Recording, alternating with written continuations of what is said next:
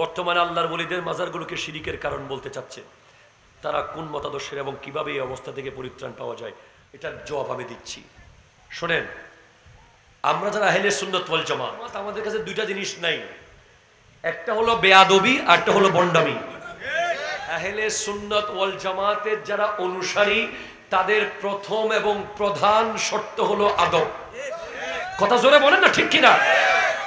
তারা আল্লাহকে আদব করে, নবীজিকে আদব করে, ওলি আল্লাহকে আদব করে, বাবাকে আদব করে, মাকে আদব করে, উস্তাদকে আদব করে। যাদের কাছে আল্লাহ এবং রাসূলের আদব নাই দেখবেন তারা বাপ মার সাথেও বেয়াদবি করে। আপনি ঘরে গিয়ে খবর নেন। আমাদের দুইটা জিনিস, একটা হলো বেয়াদবি নাই, একটা ভণ্ডামি নাই। স্পষ্ট স্টেটমেন্ট আমি দিয়ে যাচ্ছি আপনাদেরকে, দায়িত্ব নিয়ে বলছি। যে সমস্ত ব্যক্তিরা ওলি আল্লাহর ওরসের নামে রং তামাশা, নারী পুরুষের অবাধ মেলামেশা, মেলা, লিপস্টিকের দোকান, নেইল পালিশের দোকান, নাচ গান করে, এদের সাথে আহলে সুন্নাত ওয়াল জামাতের কোনো সম্পর্ক নাই। এরা ভণ্ড, এরা ভণ্ড, এরা ভণ্ড। হাত তুলে বলেন ঠিক কিনা বলেন, আরো জোরে বলেন ঠিক কিনা বলেন। আপনাকে চিনতে হবে কোনটা দই কোনটা সুন। সবগুলো সাদা দেখে দই মনে করবেন না, ঠিক কিনা জোরে বলেন না। অনেকেই ভণ্ডদেরকে দেখে আমাদেরকেও গেইস করে যে আমরা মনে হয় এরকম। অসম্ভব। আপনি জামে আহমদিয়া সুন্নি আলিয়াতে যাবেন, আমি আপনাকে চায়ের দাওয়াত দিচ্ছি, ভাতের দাওয়াতও দিচ্ছি, এক লাইন শরীয়ত বিরোধী কিছু আপনি পাবেন না। ওয়াজের নামে যারা, এই যে বললাম না, জিকিরের নামে গাছের আগায় উঠে যায়, জিকিরের নামে মাইক নিয়ে দৌড় মারে, জিকিরের নামে হুজুরকে কামড় দেয়, আবার জিকিরের নামে কিছু কতগুলো কোতাকুতি করে, হেইয়া হেইয়া করে, ঠিক কিনা কথা জোরে বলেন না। এরা ভণ্ড, এরা ভণ্ড, এরা ভণ্ড। এদের সাথে আমাদের কোনো সম্পর্ক নাই, নাই, নাই, ঠিক কিনা কথা জোরে বলেন। সে আমার হোক আর যার হবে হোক, স্পষ্ট স্টেটমেন্ট, এদের দায় আমরা নেব না। সুন্নিরা ভণ্ড নয়, ভণ্ডরা সুন্নি সেজেছে। এটা জানিয়ে দিবেন আপনার এলাকার কাশীপুরের মানুষকে। জয়নুল আবেদিন কাদরি সাহেব বলে গেছে, মাজারের নামে যে রং তামাশা, কিছুদিন আগে একটা লালন ফকিরের কি মেলা হয়েছিল, ওখানে আন্তর্জাতিক ভণ্ডরা একত্রিত হয়েছে। একজনকে সাংবাদিক জিজ্ঞেস করতেছে, আপনি নামাজ পড়বেন না? উনি বলে আমাদের নামাজ লাগে না। তাহলে কি করেন আপনি? কয় ধ্যান করি। তুমি কি আব্দুল কাদের জিলানীর চেয়ে বড় হয়ে গেছো? কথা বলে না। তুমি কত বড় ওলি হয়ে গেছো, তুমি নামাজ লাগে না তোমার? যেই ব্যক্তি নামাজ ছাড়া ওলি, যেই ব্যক্তি মুরিদদেরকে নামাজ ছাড়া জান্নাতে নিতে চায়, এ আন্তর্জাতিক ভণ্ড, ঠিক কিনা কথা জোরে। তাকে বয়কট করতে হবে, বয়কট করতে হবে। আপনাদের আশেপাশেও আছে নাকি?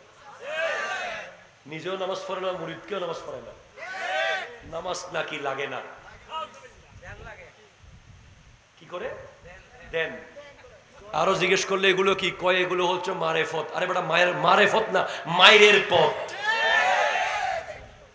আন্তর্জাতিক মায়ের পথ এগুলো। এগুলোর সাথে আমাদের কোনো সম্পর্ক নাই, নাই, নাই। আল্লামা তৈয়ব শাহ কেবলা, আল্লামা তাহের শাহ কেবলা, সাবের শাহ কেবলা প্রথম সবক হলো 5 ওয়াক্ত নামাজ। প্রথম সবক কি? নামাজ না পড়ে যে ওলি, সে ওলি না, সে বলি, বলি, বলি। আল্লাহ আমাদেরকে বোঝার তৌফিক দান করুন। বস, আপনি আপনার প্রশ্নের উত্তর পাইছেন কিনা আমি জানি না।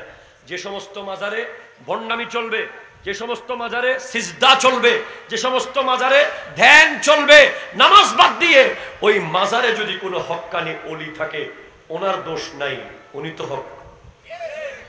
আপনি মাজার ভাঙিয়েন না, মাজারের আশেপাশে ভণ্ডদের কলিজা ভাঙিয়ে দেন।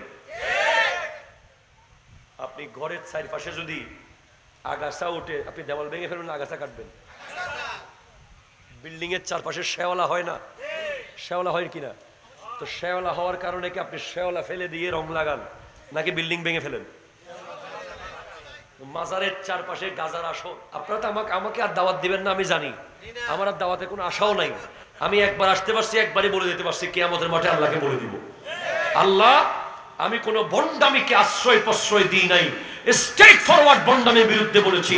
উরসের ওলি আল্লাহর মাজারের পাশে গাজার আসর, মদের আসর, জুয়ার আসর যদি কোথাও দেখেন, মাজার ভাঙবেন না, ওই আসর ভেঙে ফেলবেন। ঠিক কিনা কথা বলে বলে? মাজারের ভিতরে যিনি আসে তিনি হক, যদি হক কানে। আবার বহু জায়গায় স্বপ্নর মাজার আছে, রাত্রে নাকি স্বপ্নে মাজার দেখছে। তুমি মসজিদ দেখতে পারো না? কয় মসজিদ দেখলে তো খতিবের বেতন আছে, ইমামের বেতন আছে, লাইটের খরচ আছে, ফ্যানের খরচ আছে, এত বড় খরচ কে দিব? বাংলাদেশে এমন এমন মাজারও আছে তলে কোনো কিছু নাই, তলে কোনো কিছু। খবরদার, এই ফিতনার যুগে, এই ভণ্ডামির যুগে আপনাদের হাতে একটা হক তরিকা এসেছে। দরবারে আলিয়া কাদরিয়া কোন মাজার বাংলাদেশে নাই। এই দরবারে ওনাদের বাড়ি যেখানে পাকিস্তানে, সেখানে কোনো দান বাক্সও নাই, কোনো চেয়ারও নাই, কোনো খাদেমও নাই, কোনো নারীর শব্দ সাউন্ড এই পর্যন্ত কেউ কোনোদিন শুনে নাই।